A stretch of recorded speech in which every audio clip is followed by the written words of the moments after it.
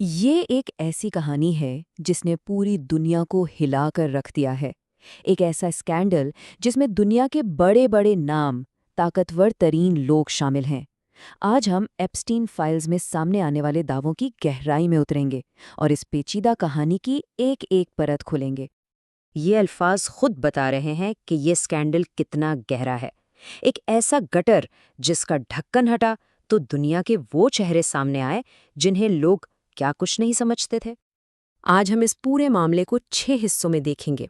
پہلے تو یہ جانیں گے کہ ان فائلوں میں آخر ہے کیا، پھر کچھ بڑے ناموں پر لگے الزامات کی بات کریں گے، اور آخر میں اس اہم سوال پر غور کریں گے کہ کیا انصاف ہو پائے گا۔ چلیں تو شروع کرتے ہیں پہلے حصے سے۔ آخر یہ فائلیں ہیں کیا اور یہ اسکینڈل یہ کتنا بڑا ہے؟ کہا تو یہ جا رہا ہے کہ ان رازوں نے دنیا کو ہلا کر رکھ دیا ہے۔ ذرا اس تعداد پر غور کریں، 3.5 ملین صفحات یعنی 35 لاکھ پیجز۔ صرف یہ ایک عدد ہی بتا دیتا ہے کہ ہم کس قدر بڑے معاملے کی بات کر رہے ہیں۔ اور رکیے، بات صرف کاغذوں تک محدود نہیں ہے، ان کے ساتھ 18 لاکھ تصاویر بھی ہیں، یعنی یہ کوئی معمولی نیٹ ورک نہیں تھا، اس کی جڑیں بہت گہری تھیں۔ اب آتے ہیں ان 2 ناموں کی طرف جن کے ذکر نے سب سے زیادہ ہلچل مچائی۔ ایک طرف ٹیکنالوجی کا بیتاج بادشاہ اور دوسری طرف امریکہ کا سابق صدر بل گیٹس۔ نام تو سب نے سنا ہے، ایک ایسا شخص جس نے اپنی پوری زندگی ایک انسان دوست کے طور پر گزاری، دنیا کو بیماریوں سے بچانے والا مسیحا۔ لیکن ان فائلوں میں جو تصویر ابھرتی ہے وہ بالکل مختلف ہے۔ ذرائع سے جو مبینہ ای میل سامنے آئی ہیں ان میں دعویٰ کیا گیا ہے کہ بل گیٹس روسی لڑکیوں کے ساتھ تعلقات کی وجہ سے ایک بیماری میں مبتلا ہو گئے تھے، اور وہ اس قدر پریشان تھے کہ انہوں نے ایپسٹین سے خفیہ طور پر ایک اینٹیڈوٹ یعنی دوا مانگی۔ مقصد صرف ایک تھا، یہ بات ان کی بیوی میلنڈا تک نہ پہنچے۔ اچھا، بل گیٹس کی ٹیم کا کہنا ہے کہ یہ سب جھوٹ ہے، ایپسٹین انہیں بلیک میل کرنے کی کوشش کر رہا تھا۔ لیکن یہاں ایک دلچسپ موڑ آتا ہے۔ خود میلنڈا گیٹس نے مبینہ طور پر یہ کہا تھا کہ ان کی طلاق کی ایک بڑی وجہ بل کا ایپسٹین کے ساتھ تعلق ہی تھا۔ چلیں اب بات کرتے ہیں ڈونلڈ ٹرمپ کی۔ ذرائع کا دعویٰ ہے کہ ان کے اور جیفری ایپسٹین کے بیچ کافی گہرے اور پرانے تعلقات تھے۔ ان فائلوں کے مطابق ایپسٹین کے پاس ٹرمپ کے 1-2 نہیں پورے 14 پرائیویٹ فون نمبرز تھے۔ وہ اکثر ایپسٹین کے گھر جاتے تھے، اور سب سے سنگین الزام تو یہ ہے کہ انہیں ایک شیخ کی جانب سے تحفے میں ایک کنواری بیٹی پیش کی گئی جسے مبینہ طور پر انہوں نے قبول بھی کر لیا۔ لیکن دوسری طرف ٹرمپ کی ٹیم کا موقف بالکل صاف ہے۔ وہ کہتے ہیں کہ یہ سب سیاسی پروپیگنڈا ہے، اور ٹرمپ تو برسوں پہلے ہی ایپسٹین سے اپنے تعلقات ختم کر چکے تھے۔ اب ہم ان ناموں کی طرف بڑھتے ہیں جن کے بارے میں سن کر شاید سب سے زیادہ جھٹکا لگتا ہے، ایسے نام جن کا اس فہرست میں ہونا ناقابل یقین لگتا ہے۔ اسٹیفن ہاکنگ، وہ عظیم سائنسدان جس نے کائنات کے رازوں سے پردہ اٹھایا، ان پر الزام ہے کہ وہ ایپسٹین کے بدنام زمانہ جزیرے پر کم عمر لڑکیوں کو دیکھنے جاتے تھے، ایک ایسا الزام جو ان کی شخصیت کے بالکل برعکس ہے۔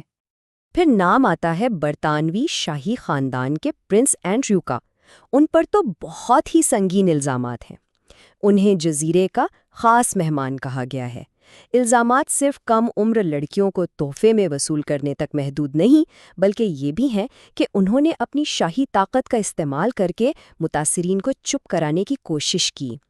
تو یہ کہانی صرف چند لوگوں کی نہیں ہے، یہ ایک بہت بڑا جال تھا جس میں دنیا بھر سے کئی بااثر لوگ پھنسے ہوئے تھے۔ یہ نمبر دیکھیں، 26۔ ذرائع کے مطابق اتنی بار سابق امریکی صدر بل کلنٹن نے ایپسٹین کے پرائیویٹ جیٹ پر سفر کیا، وہی جیٹ جسے بدنام زمانہ نام لولیتا ایکسپریس دیا گیا تھا۔